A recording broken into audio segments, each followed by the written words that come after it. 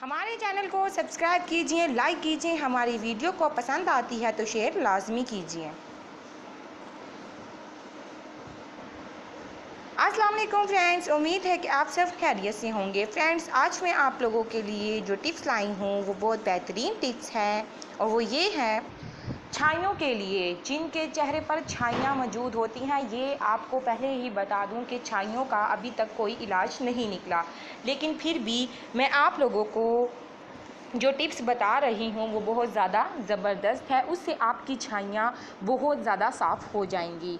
तो उसके लिए आप लोगों ने सबसे पहले जो तरीका है वो ये सुन लें कि आप लोगों ने साबुन लेनी है और वो वाली साबुन लेनी है जिसमें कोई केमिकल ना हो, ना कास्टिक सोडा वगैरह हो और ना ही दूसरी कोई चीज़ शामिल हो।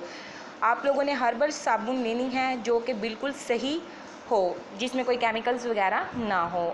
वो आपको 300 या 350 तक की आपको बाज़ार से मिल जाएगी। उसके बाद आप लोगों ने उस साबुन के 2 पीसेस करने हैं।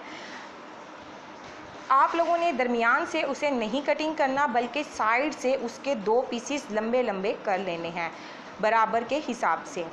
उसके बाद आप लोगों ने एक साबुन के जो टुकड़ा है उसके दरमियान में से चम्मच के ज़रिए खुरेदना है।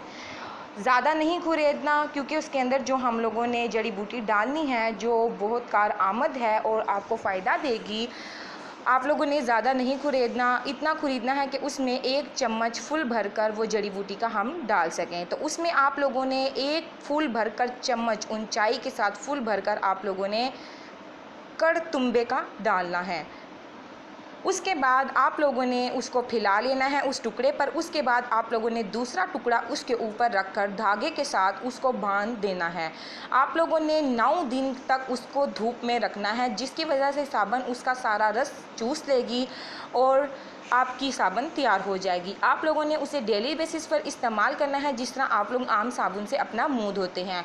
और इंशाल्लाह एक ही साबुन में आप खुद देखेंगे कि कितना ज़्यादा आपके फेस पर फ़र्क पड़ा है और बहुत ज़्यादा आपकी छाइयाँ कम हो जाएंगी। अगर आपको पसंद आए तो लाइक कीजिए, शेयर कीजिए। Thank you for watching my video.